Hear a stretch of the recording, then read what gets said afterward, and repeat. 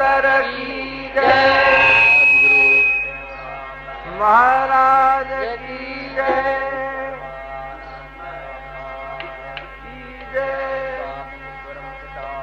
महाराज की जय, महाराज की जय, की जय, मैया की जय।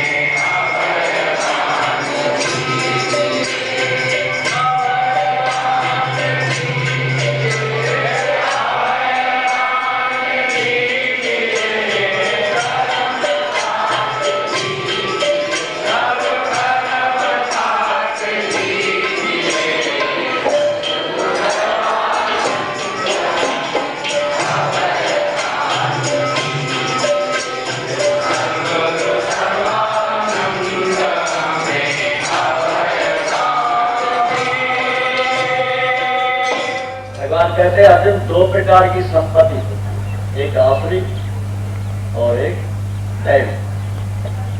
संपत्ति माने धन, रुपए, ढेले, पैसे, कुछ भी ले लो। आसुरी संपत्ति में महल, मकान, मारियां, पद, अधिकार, शासन, दंड की भागदौड़ हाथ में, ये संपत्ति है। धन का बल, शक्ति का बल, जवानी का बल, विद्या का बल। मेरे समान कौन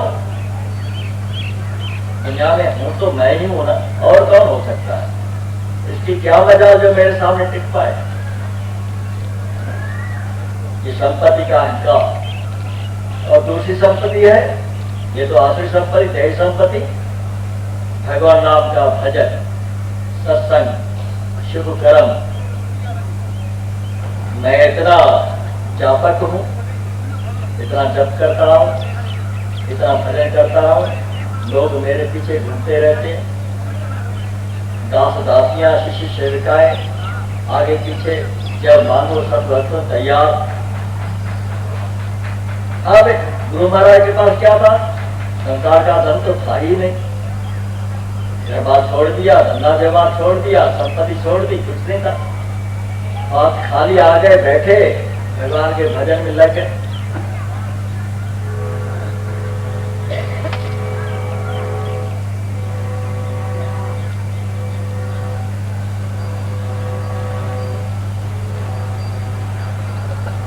राम का नाम न भूल, राम का नाम न भूल,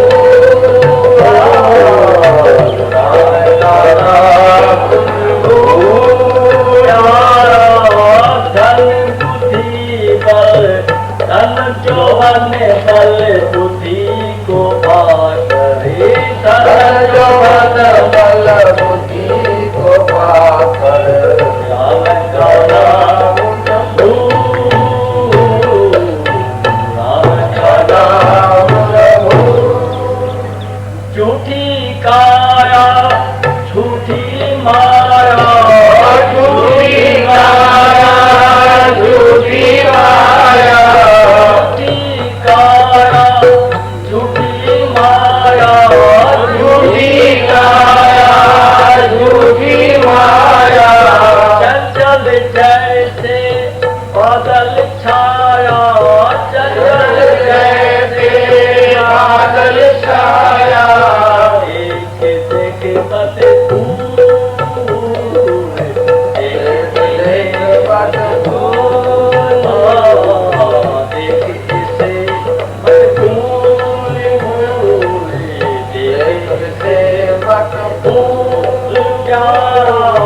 धन जो बने बुद्धि को करे, धन यौवन बल बुद्धि को करे, राम का नाम न भूल राम का नाम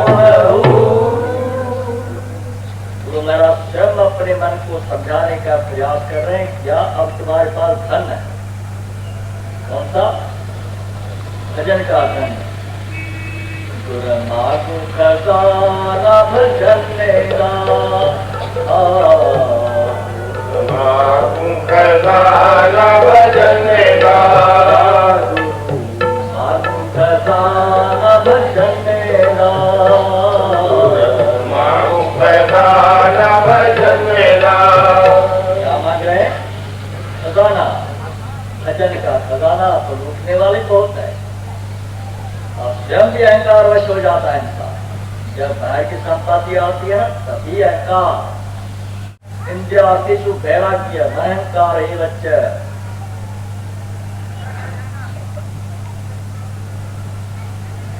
जन्म मृत्यु जरा व्याधि दुख दोषान दर्शनम। आज ये ज्ञान है। इंद्रियों के जो अर्थ है, और आंखों का अर्थ क्या है? रूप देखना। आंखों का अर्थ रूप, और कानों का अर्थ मीठे मीठे शब्द सुनना, और जीभ का मुंह का अर्थ मीठे मीठे शब्द निकालना, बहुत बढ़िया स्वर में गान करना, मधुर बोलना, मीठा बोलना, मिठास से भरा हुआ शब्द बोलना। जैसे दूसरी का इच्छा गहरे अर्थ होते हैं गीता में, साधारण है गीता भगवान की। इंद्रिया आर्थिक वैराग्य, मिठा से बोलना और मिठा सुनना, दोनों से वैराग्य हो। ज्ञान क्या होता है? मीठे शब्द सुन करके मन मिलाना, फिर मीठा मीठे शब्द बोलना। अब कहते हैं मीठा बोलो। भगवान ने यहाँ एक अजीब सी बात कर रही है, एक विलक्षण न समझ में आने वाली बातें हैं भगवान। तो इंद्रिया से जो वैराग्य से वैराग्य उत्पन्न हो, और मन का अहंकार समाप्त हो जाए, और मृत्यु जन्म मृत्यु जरा व्याधि, जन्म मरण और बीमारी बुढ़ापा, इनका दर्शन हो जाना, इनको देखना, ये साधारण बात नहीं है। तो भगवान गुरु महाराज की संपत्ति कौन सी थी? भजन की। भजन का धन इकट्ठा होने लगा, तो भजन का धन जहाँ इकट्ठा होता, तो आप जानते हैं शब्दों के पीछे क्या घूमते हैं, आप सामने देख रहे हैं। संत राम में हेतु नहीं,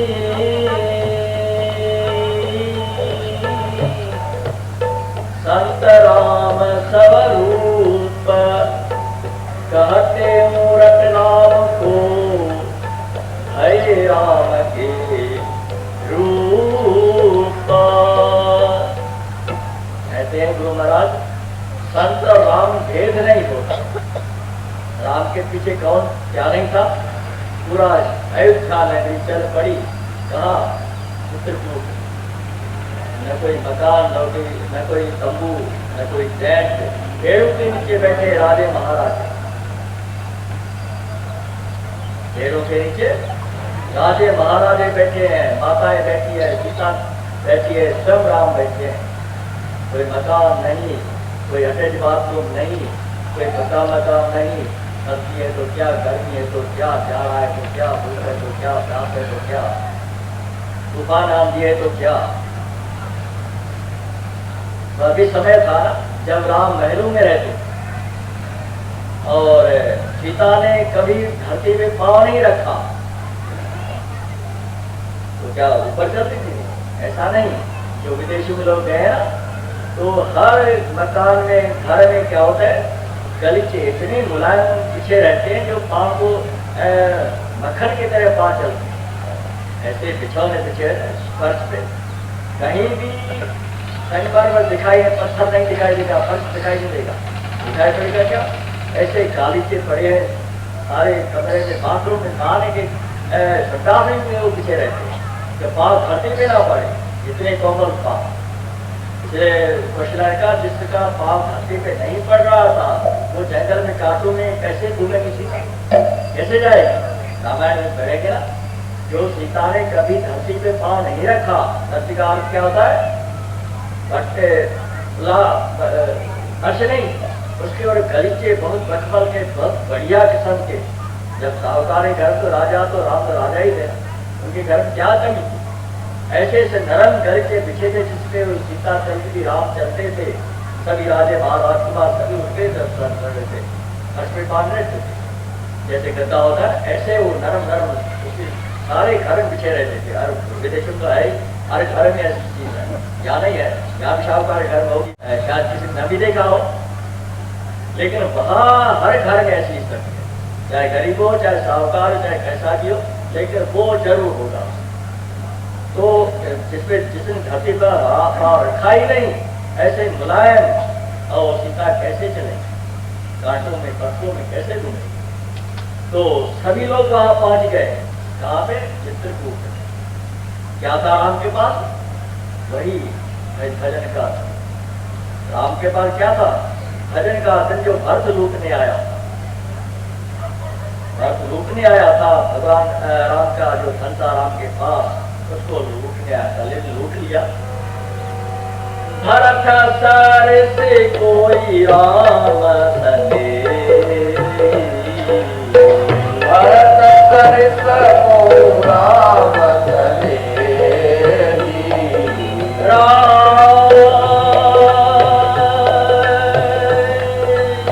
भरत सर से कोई राम सने,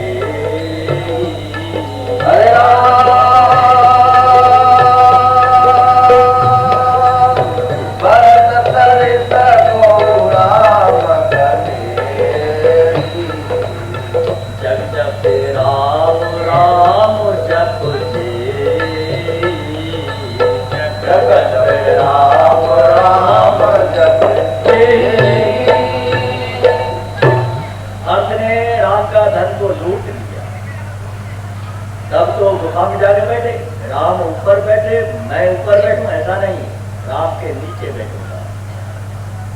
इतना धन लूट लिया। राम धरती पे सोते हैं ना, तो मैं समान धरती पे कैसे सोऊंगा? 14 वर्ष कैसे सो सकता? नहीं सोऊंगा। वो धरती में गुफा खोद करके धरती के नीचे रहने लगे। और भगवान की खड़ाऊ ले आए, पूरा धन ले आए, चरण कमल कहते हैं ना, वो पूरा ले आए और इनको सिंहासन में आसीन कर दिया। और हर बात सुनाते थे खड़ाऊ को। क्या लकड़ी सुनती है क्या? तो फिर बस पागल हो गया था क्या? अगला नहीं था।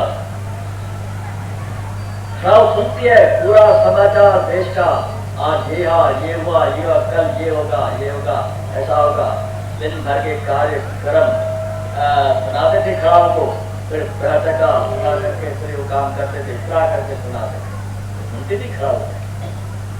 लेकिन यही चीज है, भजन का खजाना था राम के पास, लूट लिया। तो गुरु महाराज डरने लगा, मेरे पास भजन का खजाना है, मेरे पास भजन का खजाना है, कहीं चोर लूट न ले।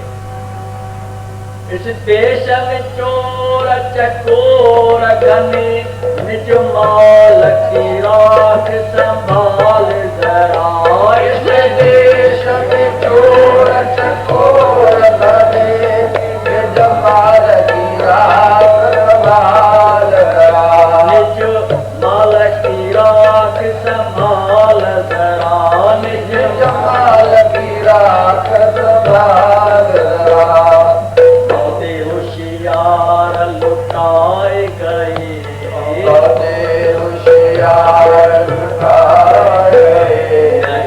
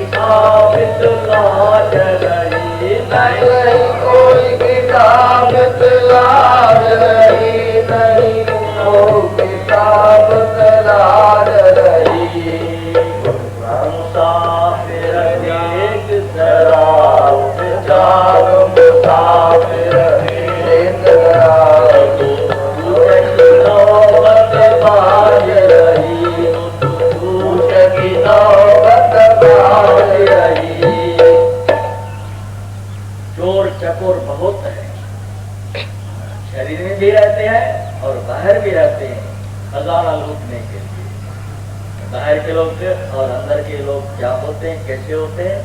वह गुरु महाराज सभी बातें मन को ही समझाने का प्रयास, अपने दूसरे को नहीं, दूसरे किसी को उन्होंने नहीं टोका न कहा, वो सब अपने को ही डांट रहे, डपट रहे, ऐसा करना होगा, ऐसा करना होगा। सावधान, जब तक सावधान नहीं रहोगे तब लूट लिए जाओगे। बाहर के तो बाहर के, लेकिन तुम्हारे घर के चोर तुम्हारे धन को लूट लेंगे।